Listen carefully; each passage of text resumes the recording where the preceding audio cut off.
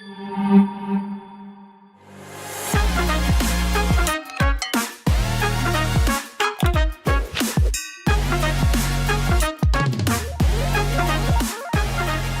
paz do Senhor, meus irmãos, quarta-feira, né? Mais um dia de leitura da nossa lição número 6. Vamos ao textuário mais uma vez.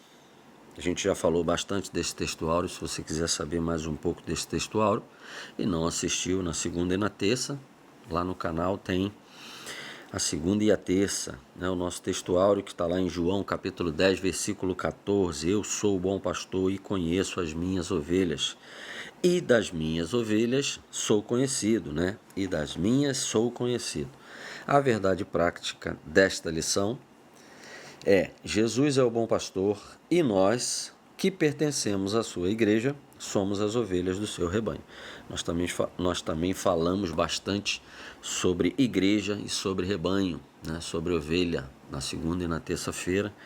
Então hoje eu vou me ater mais ao texto, tá? Nossa lição número 6, o bom pastor e suas ovelhas.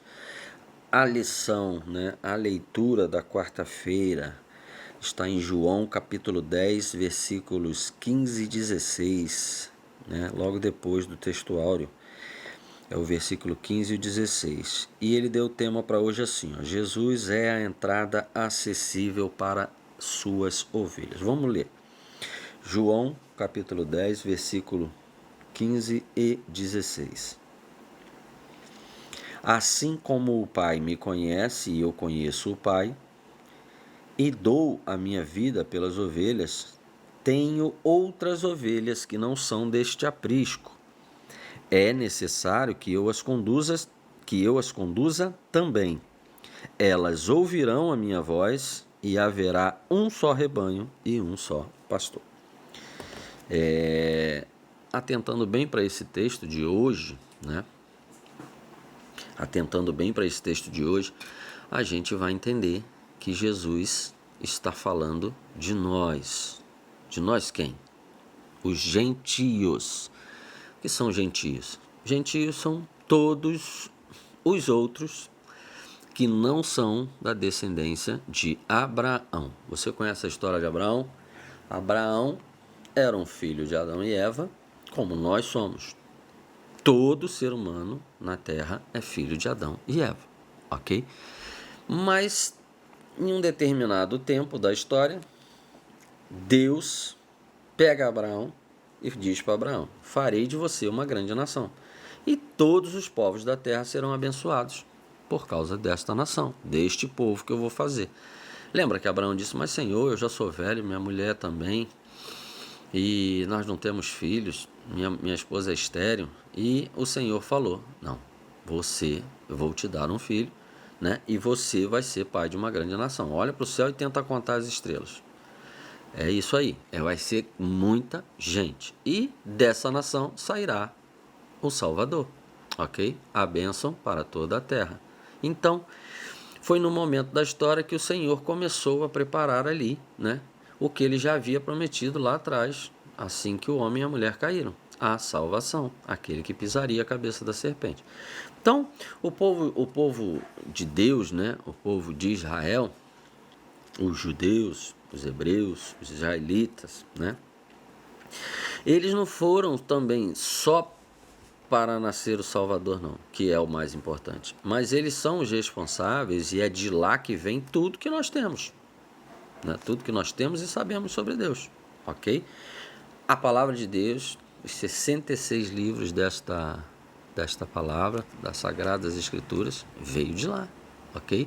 Toda a lei dada a Moisés, os 10 mandamentos e tudo que está escrito hoje, tudo que você tem, toda a informação, toda a história desse Deus criador dos céus e da terra, vem deste povo que o Senhor já criou e separou para que isso fosse. Eles têm essa responsabilidade, meus irmãos. E é por isso que o próprio Deus fala: ó, olhos atentos em Israel. Orem por Israel. Quem abençoar Israel será abençoado. Quem amaldiçoar Israel também será amaldiçoado. É o meu povo. Eu cuido. Ninguém vai subjugar, ninguém vai derrotar Israel. Não vai, porque é o povo de Deus, né? E Deus ainda fala assim: não é nem porque vocês merecem, é porque eu coloquei o meu nome em vocês. Eu disse que vocês são meu povo, então eu cuido de vocês por mim. porque ninguém vai derrotar vocês. Vocês são o meu povo. Não é porque vocês são os bonzinhos, os merecedores, não. É porque assim eu disse que vai ser. E o Senhor Jesus estava falando isso. Existem outras ovelhas e elas ouvirão a minha voz, que é o meu caso e o seu caso, que estamos aqui agora falando desse bom pastor, desse Jesus que nós cremos, né? Não só acreditamos, nós cremos em Jesus Cristo, porque, repetindo, meus irmãos, acreditar e crer são coisas totalmente diferentes, né? Acreditar, todo mundo acredita. Hoje nós estamos rodeados de pessoas, né, que acreditam em Jesus, acreditam em Adão e Eva, acreditam em tudo, né? Mas não vivem segundo a verdade, não andam no caminho nem segundo a verdade, ou seja, continuam mortos, infelizmente. Por que eu estou dizendo isso para vocês? Vamos lá, o exemplo do próprio povo, né? A própria descendência de Abraão, que foi resgatada do Egito e passou 40 anos no deserto. Por que ninguém daquela geração entrou na Terra Prometida? Vagaram no deserto até morrer, né?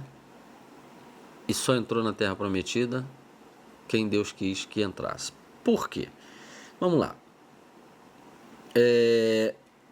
Olha quanta coisa Deus fez por eles. Tirou eles eles viram todas aquelas pragas lá no Egito, que era para o faraó libertar. Depois eles viram o mar se abrir. De dia, o sol muito quente, o Senhor botava uma nuvem para protegê-los do sol. À noite, uma coluna de fogo para proteger do frio e iluminar o caminho, né?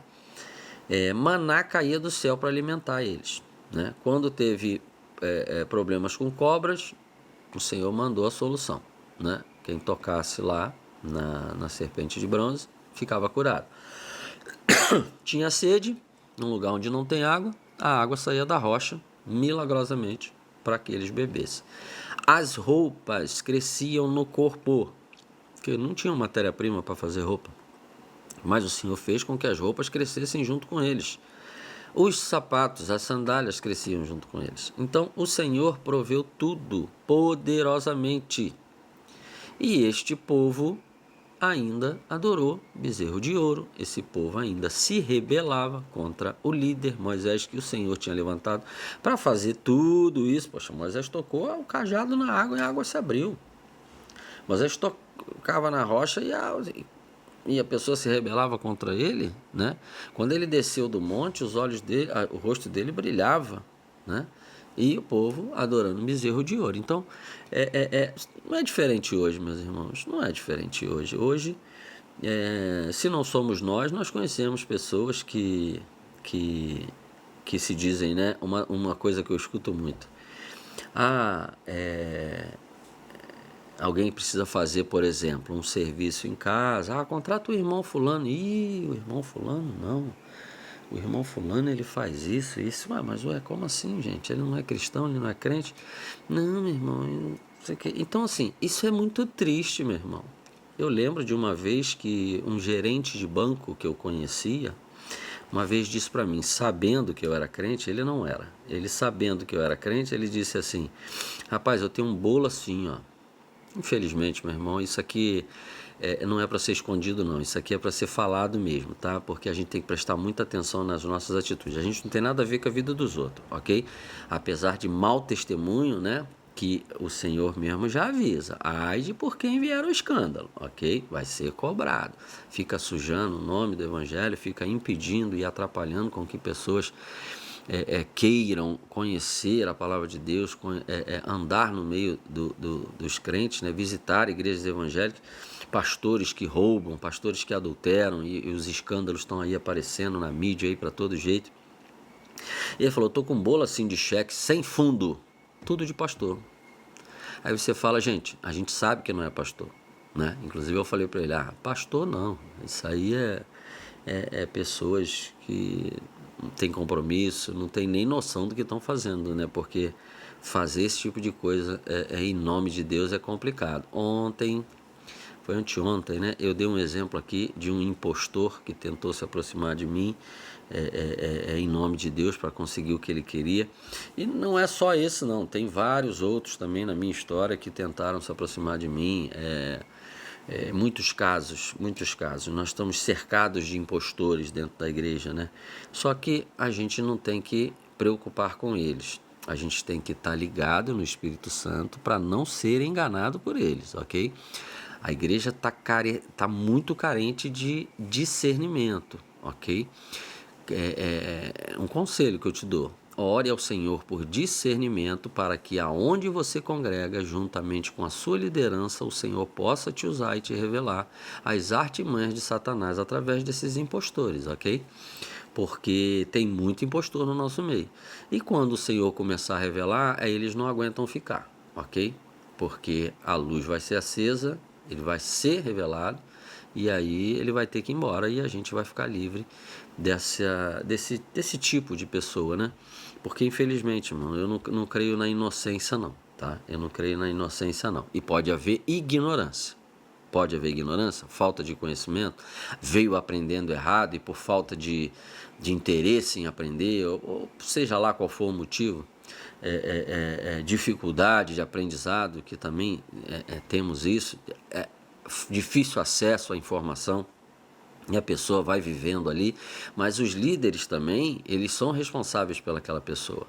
Um líder não pode ver uma pessoa fazendo errado e deixá-la fazer, deixa o irmãozinho fazer errado. Não pode, tem que ensinar, né? O Senhor chamou a atenção dos líderes no passado, falando: meu povo está perecendo por falta de conhecimento, e é porque vocês não estão ensinando a forma correta. Então hoje quem está à frente não pode ver alguém fazer errado e deixar fazer errado. A gente não pode permitir que pessoas ensinem errado, né? E aí é por isso que você precisa estar preparado, aprovado, como obreiro, que não tem do que se envergonhar, que maneja bem a palavra da verdade, ok? Então, no meio desse aprisco, né, como Jesus falou no texto, né? Existem outras ovelhas que não estão nesse aprisco, que é o povo de descendência de Abraão, o povo judeu, Israel.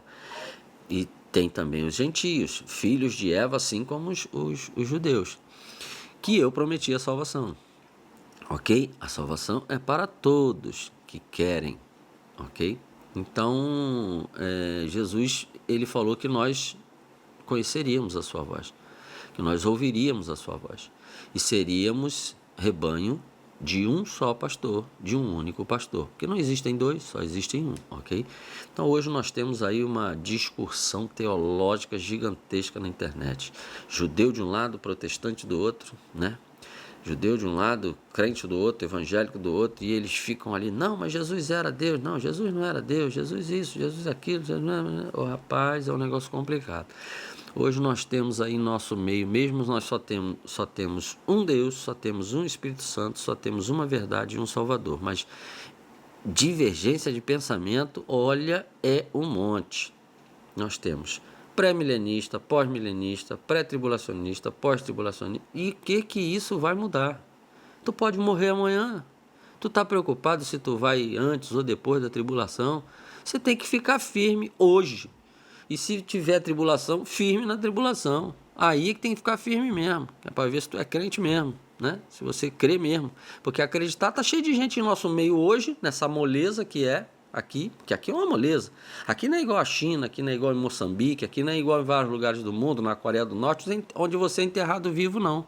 E você vive essa vidinha aí, ó, né? A gente tá sempre dando uma desculpa para Deus, um pecadinho de estimação, né? Imagina na tribulação, meu irmão. De repente, na tribulação, tu vai ser fiel, que tu vai ver que o negócio é sério mesmo, aí tu vai falar assim: não, melhor morrer. Melhor morrer do que negar a Cristo, melhor morrer do que fazer a vontade de Satanás. Então, por que não fazer a vontade de Deus hoje? É porque não entendemos ainda. Quem hoje não vive em novidade de vida, não entendeu. Ele só acredita, mas ele ainda não entendeu, ok? Ele comete pecados deliberadamente, ele vive em transgressão, iniquidade, né? Pecando, pecadinhos de estimação que ele acha: isso não tem nada a ver não. Meu irmão, vou citar um exemplo para vocês aqui de um homem que era crente há muitos anos, até que um dia num culto foi revelado. Eu era muito jovem, eu tinha 15 anos, mas eu lembro bem da história. Uma história que me marcou.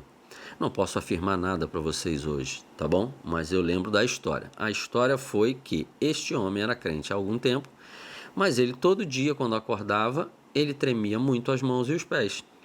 E isso só passava quando ele tomava uma dosezinha de cachaça. Aí ele ficava bem. No outro dia, mesma coisa. E assim ele vivia a vida dele. Ele tinha uma garrafinha de cachaça escondida dentro de casa, onde ele fazia esse ritual diário. Igualzinho uma obrigação de acender uma vela todo dia. O entendimento que eu tenho hoje é, ele não era liberto, mas ele era crente, atuante na igreja que ele congregava, mas ele não estava liberto. E o Senhor Jesus, ele disse, eu liberto vocês para que vocês sejam livres. Ok? Não tem cachaça que vai prender ninguém, ok? Não tem como, ok? Ah, mas é químico, Leandro. Não tem isso. O Senhor vai prover a solução para o seu problema, ok? Então, as pessoas hoje tomam medicamentos, sim, tomam medicamentos. As pessoas são diagnosticadas. Eu mesmo tomo um medicamento desde que eu tive meu problema do coração. Se eu não tomar, o coração vai dar ruim. Então, assim, nós temos hoje uma ciência, o Senhor capacita. Agora, uma coisa que parece uma escravidão, aí ela tem que chamar a sua atenção, né? É igual aquele desejo que você tem por alguma coisa, que você sabe que Deus não se agrada, mas tu fala, eu não consigo viver sem isso. Tem que conseguir, porque a palavra de Deus, ela diz assim, ó, é uma renúncia. É matar a sua carne, matar os seus desejos, se esses desejos são contra a vontade de Deus, se é contra os princípios de Deus. Então, as pessoas têm muito, né, esses problemas, né? Eu não consigo ficar sem isso. Eu conheci uma irmã que hoje ela nem está mais entre nós, mas ela também ela era muito, muito ativa na igreja, era uma bênção na igreja. Mas uma vez eu fiquei com ela muitas horas, né? E ela não aguentou e ela disse, Leandro, você me perdoa, mas eu vou fumar um cigarro. E eu disse, ué, minha irmã, você fuma? Ela falou assim, eu fumo. Eu fumei a minha vida toda, 2, 3 maços de cigarro por dia. Hoje eu consigo diminuir muito, eu fumo nem um maço por dia, eu fumo metade de um maço por dia, mas eu ainda não consegui me libertar. E é uma coisa complicada, meus irmãos. Eu sei que não é fácil, porque eu já tive o vício do fumo e é um negócio muito complicado. Se tem uma droga difícil de abandonar, até porque ela entra no nosso sangue, nos nossos neurônios, né? É a nicotina do cigarro. Assim também como qualquer outra droga, gente. A gente tem que entender isso.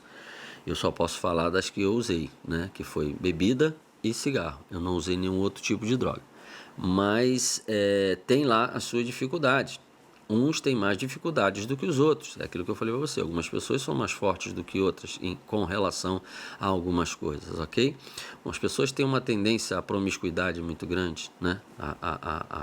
Relacionada a sexo, há um problema muito grande com isso. Outras têm problema com droga, outras têm problema com bebida, outros têm problema com dinheiro, são avarentos, só pensam em dinheiro, né? E por aí vai. O homem tem um montão de mazela aí que uns são de um jeito, outros são de outro. Mas nós temos que renunciar a todas. Não podemos servir a 2 senhores, ok? E o Senhor nos libertou para ser livre.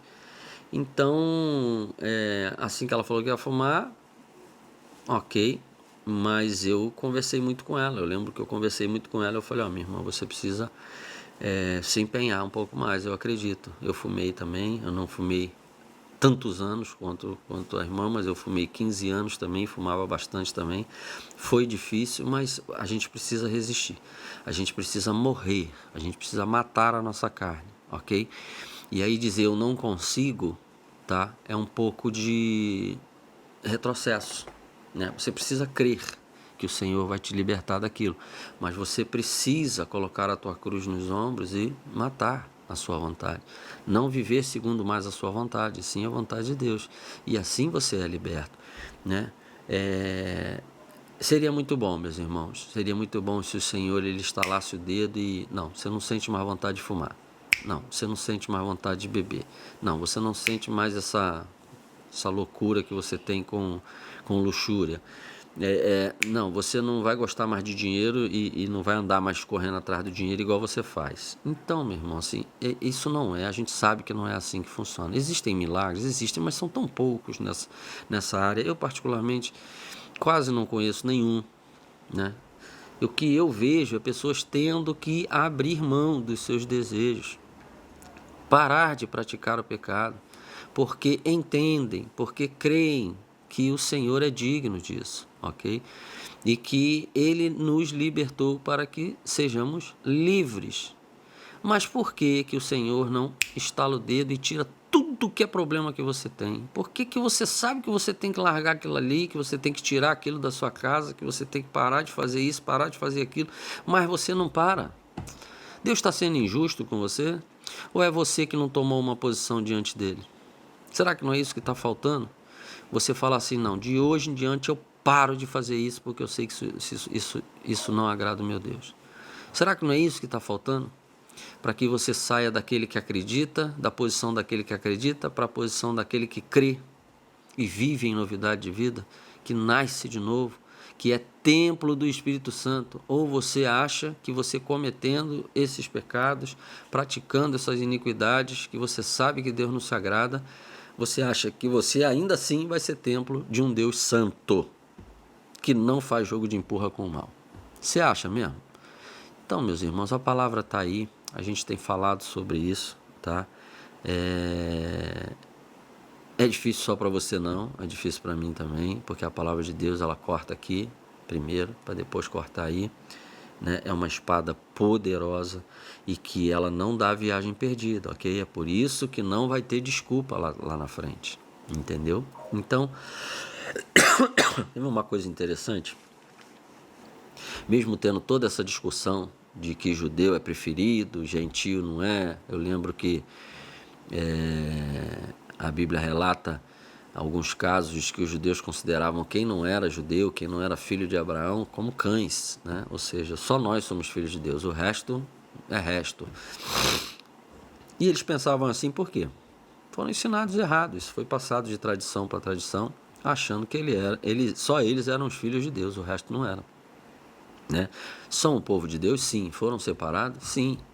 Mas a responsabilidade é muito grande. E estavam até desvirtuados, né?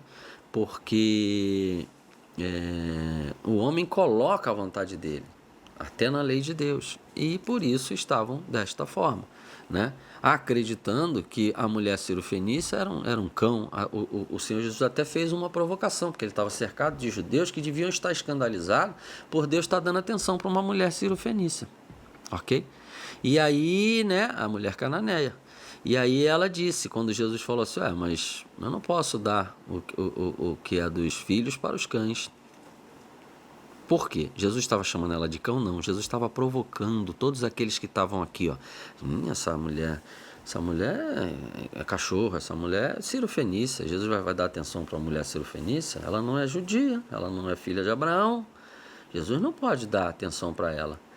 Jesus sabia, Deus é onisciente. Então Jesus fez essa provocação. Jesus falou assim, mas você não sabe que eu não posso dar alimento? E ela também sabia, porque ela devia sofrer com isso, né?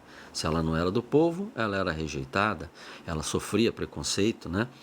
E aí Jesus foi e falou para ela, mas eu posso dar alimento que é dos filhos para os cães? A mulher, entendendo, porque ela estava ligada em humildade, né? Derramada aos pés do Senhor, pedindo ali, pela sua graça, pela sua bênção, que ela falou assim, ok, Senhor, mas eu como até das migalhas que caírem da sua mesa. E Deus falou assim, aí tá vendo? E ela recebeu a bênção dela. Então, o Senhor Jesus está dizendo aqui exatamente isso. Todos os filhos de Adão e Eva são ovelhas. E eu vou atrás delas. As minhas ovelhas vão ouvir a minha voz. Ok? Nós temos um monte de judeu hoje. Jesus veio de lá. Jesus ficou diante deles, com toda a tradição oral, com tudo. Não tem nada que Jesus disse que não fosse verdade. Mas pela distorção humana, pelo que eles entendem, eles condenaram Jesus, ok? Não tem como não encaixar Jesus em toda a Escritura, em tudo, desde a primeira letra que Deus deu ao homem para escrever sobre ele, ao povo judeu, ok? Mas o condenaram, e até hoje tem rabino discutindo com outros rabinos que já aceitaram Jesus, que Jesus não era. Um diz que era, outro diz que não era. Então, isso vai acontecer sempre, sabe por quê? Porque as ovelhas do Senhor, as ovelhas do bom pastor reconhecem a sua voz. Mas as que não reconhecem a sua voz, não aceitam, ok? Isso tem no meio do povo descendência de Abraão, judeu, e nos gentios que somos nós. Mas todo ser humano é nascido de Eva e Adão. A ciência já provou isso, e não é história, é publicado e reconhecido. O DNA da raça humana, seja ele da África, seja do Japão, seja do Brasil, seja da Índia, seja da Espanha, qualquer lugar do mundo, qualquer continente do mundo, qualquer ser humano nascido, até um índio daquela ilha lá que ninguém vai, que ninguém nunca viu, ele tem no seu DNA uma sequência que os cientistas, os estudiosos de hoje, deram o nome de Eva mitocondrial. O que seria isso? O que é isso? Que todo ser nascido nesta terra, todo ser humano que já andou por essa terra e nasceu nessa terra, ele veio da mesma mulher. Já está provado. Isso já é notícia. Ou seja, toda essa teoria que o homem veio do macaco, evolucionista, já caiu por terra. Já caiu por terra. Tem ainda uns que insistem nisso? Lógico que tem. Eles vão ver todo um reinado, todo uma coisa que eles criaram para eles, né? E estão vivendo disso, cair por terra, né? Eles não vão aceitar, né? Então, já está provado que todo ser humano nascido nesta terra veio da mesma mulher, ok? Semente corruptível, aquilo que a gente fala. Todo ser humano veio de Eva. O único ser humano que andou nesta terra não vindo de Eva, vindo de Deus, gerado pelo Espírito Santo no ventre de Maria, foi Jesus Cristo. Para que ele pudesse entrar no jogo, assim como Adão entrou, mas não pecar como Adão pecou. Ser perfeito e vencer a morte e tomar de volta tudo. E nos salvar através da sua vida, da sua morte e da sua ressurreição. Salvar as nossas vidas. Então, meu irmão, Jesus veio para todos, judeus e gentios, e nós que ouvimos a sua voz hoje, somos ovelhas sim, deste único pastor. Não existem dois, não existem duas verdades, não existem dois espíritos. Então, meus irmãos, muito cuidado com os embates, com as divergências que as pessoas conseguem retirar aqui dessa palavra.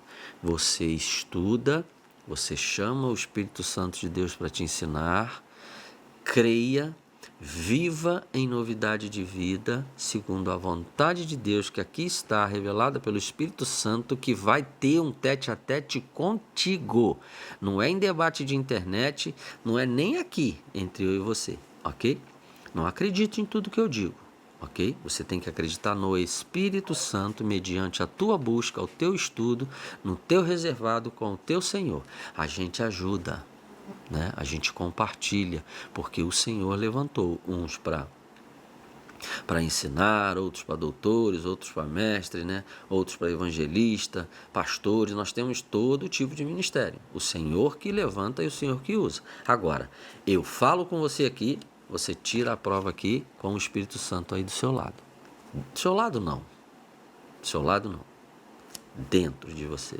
Porque você abre mão do seu pecado, você abre mão dos seus desejos, da sua carne e vive em novidade de vida com o teu Senhor Jesus no caminho, ok?